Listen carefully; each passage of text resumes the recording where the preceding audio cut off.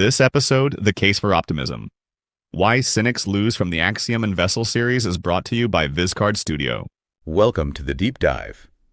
If you're plugged into the modern world, whether it's the headlines or social media, the default setting is almost always gloom. It feels like we're just constantly swimming in, war, crime, political deadlock, these huge economic and climate crises. Yeah. It's so easy to feel overwhelmed. To just give in to the cynicism. Exactly. To just succumb to that familiar, comfortable cynicism. And that pervasive sense that everything is falling apart, that's exactly what we're going to challenge today.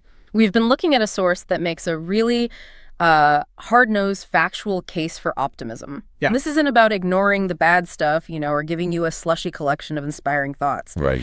Our mission here is to pull out the facts and the arguments that are specifically designed to arm you against the cynics, the doommongers, and, the defeatists. Okay, so if we're talking about hard-nosed optimism, we should probably define that up front. It's not a prediction, right? It's not some mathematical certainty that things will be great. No, not at all.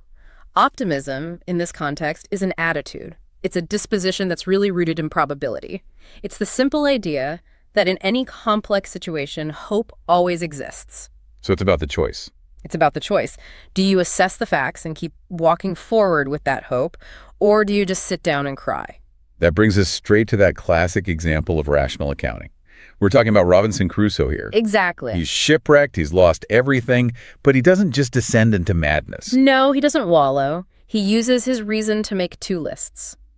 The good stuff, the encouraging aspects of his situation, and the bad stuff, the discouraging ones. He runs the data. He runs the data without emotion, and his logical conclusion is that he should be profoundly grateful. He's alive, he's not in immediate danger, and he's got provisions from the wreck. That act, that reasonable gratitude, that is the functional optimism we're talking about.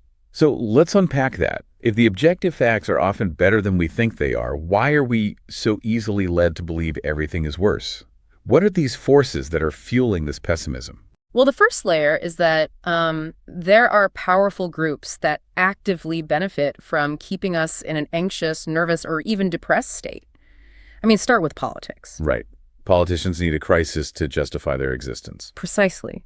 They know that a scared electorate is often a supine electorate. A populace that's passive, easier to control, less likely to challenge things. Exactly. Fear is a very effective tool for mobilization and for compliance. And the media just amplifies this perfectly. We all know the old saying, if it bleeds, it leads. Oh, absolutely.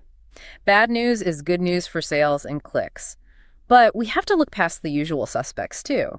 Think about commerce. Okay. Multinational companies, the drivers of all our consumption, they benefit zero from your contentment. That's a powerful point. If I'm actually satisfied with my life, with what I have, I stop being a good consumer.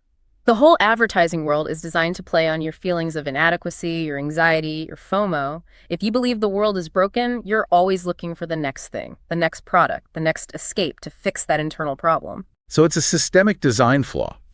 The biggest players, politics, media, commerce, they are all incentivized to keep us in the state of low-grade anxiety.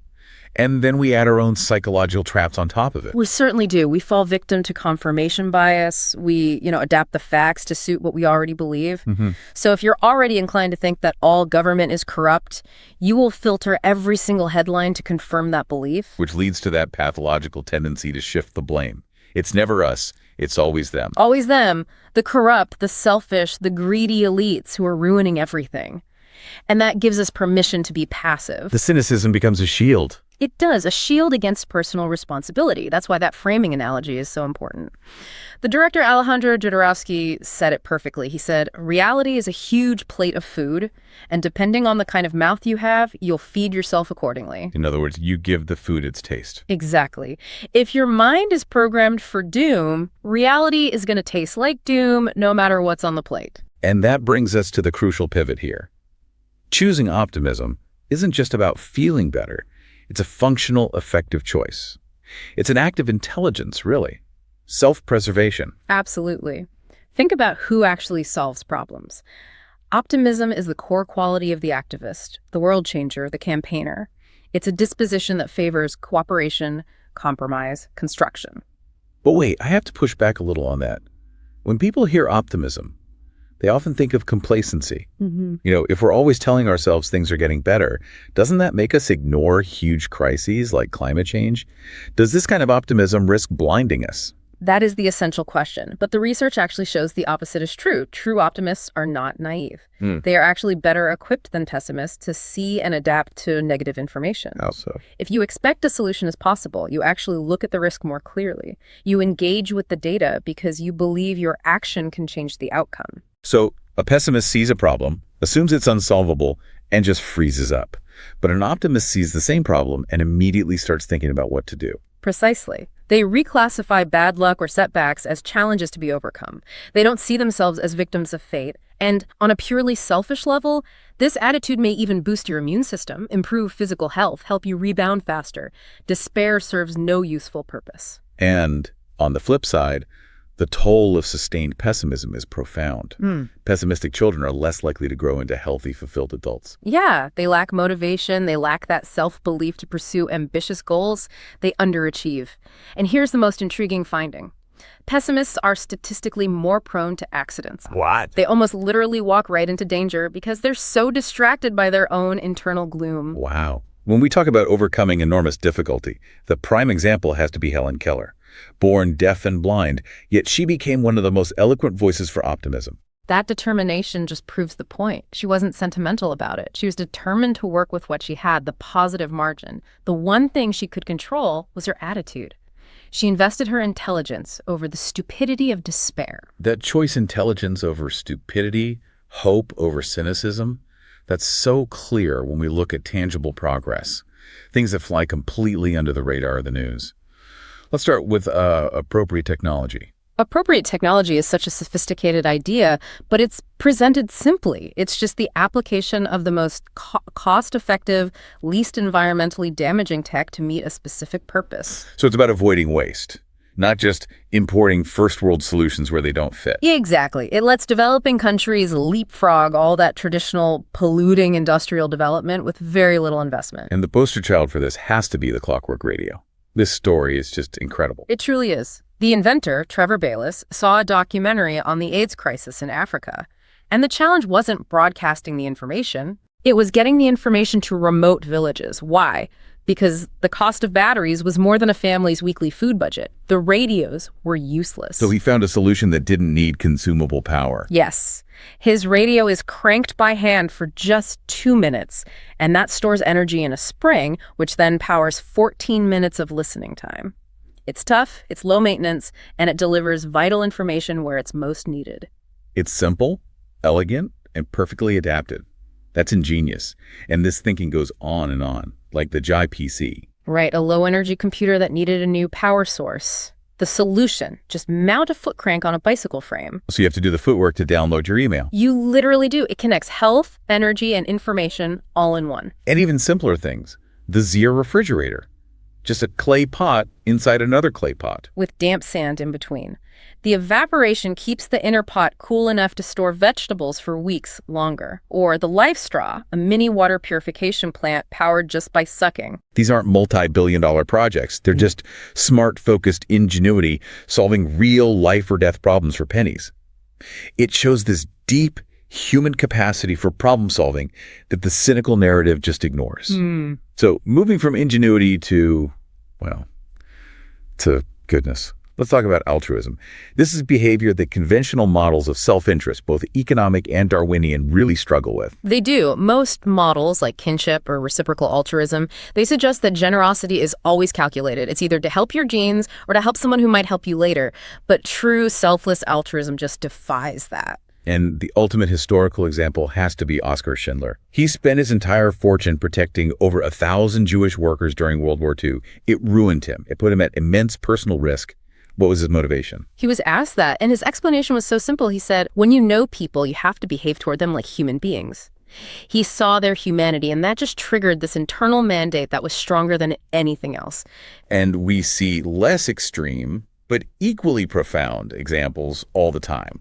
Like the mission priest in Zimbabwe who insisted on riding in the lead car, the one most likely to hit a landmine, just to protect a visitor. He performed the act simply as somebody might usher you through a door. It's that kind of spontaneous, uncalculated sacrifice that interested Kristen Renwick Monroe, the author of The Heart of Altruism. Right. She studied these individuals intensely and came to a pretty radical conclusion. She did. She basically dismisses all the hidden motive theories. She says we don't need a complicated explanation for why people jump on subway tracks to save strangers. So what is it then? She says they seldom reflect on the cost or the reward. They merely see their options and they do what they think needs to be done. It's a core human capacity that exists alongside self-interest, and sometimes it just overrides it. It's a fact of human nature. That's a powerful challenge to the idea that self-interest is the only thing that drives us. So now, let's pull back and look at the big picture, the macro progress that should make any cynic pause. The measurable progress is, it's staggering. Look at global average life expectancy. In 1900, the global average was a shocking 31 years. 31. Today, it's nearly 70. That jump is just phenomenal.